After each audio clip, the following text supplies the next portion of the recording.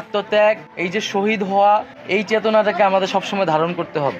আমরাও নির্যাতিত হয়েছি, হয়তো আমরা ভাগ্য ভালো আমরা বেঁচে গেছি, এই জন্য এখানে তারা কথা বলতে পারছি। শহীদদের জন্যই আমরা বেঁচে আছি, স্বাধীনভাবে প্রাণ খুলে কথা বলতে পারছি, এমনই মন্তব্য করেছেন তথ্য ও সম্প্রচার উপদেষ্টা নাহিদ ইসলাম। তিনি বলেন, ছাত্র জনতার আত্মত্যাগের ফলে আমরা নতুন স্বাধীন বাংলাদেশ পেয়েছি।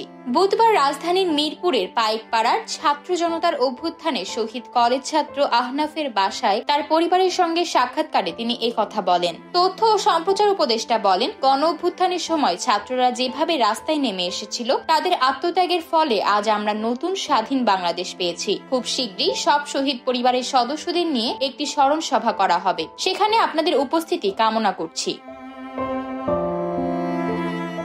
নাহিদ ইসলাম বলেন, আন্দোলনে যারা শহীদ হয়েছেন তাদের এই দেশের মানুষ সারা জীবন মনে রাখবে। নাম না জানা অনেক ছাত্র জনতা এই আন্দোলনে শহীদ হয়েছেন, তাদের তালিকা করা হচ্ছে। এখন পর্যন্ত 800 জনের নাম পাওয়া গেছে। শহীদদের জন্যই আমরা বেঁচে আছি, স্বাধীনভাবে প্রাণ খুলে কথা বলতে পারছি। তথ্য উপদেষ্টা আহনাফের ছোট ভাইয়ের পড়াশোনার খোঁজ খবর নেন এবং এখন থেকে যে কোনো সময় যে কোনো প্রয়োজনে পরিবারের পাশে দাঁড়ানোর প্রতিশ্রুতিও করেন। এই সময় আহনাফের মা, বাবা, 2 ভাই এবং খালা উপস্থিত ছিলেন। উল্লেখ্য, রাজধানীর BAF শাহীন কলেজের 11 শ্রেণীর ছাত্র শফিক উদ্দিন আহমেদ আহনাফ বৈষম্য বিরোধী ছাত্র আন্দোলন চলাকালীন সময়ে গত 4 আগস্ট মিরপুর 10-এ পুলিশের গুলিতে নিহত হন।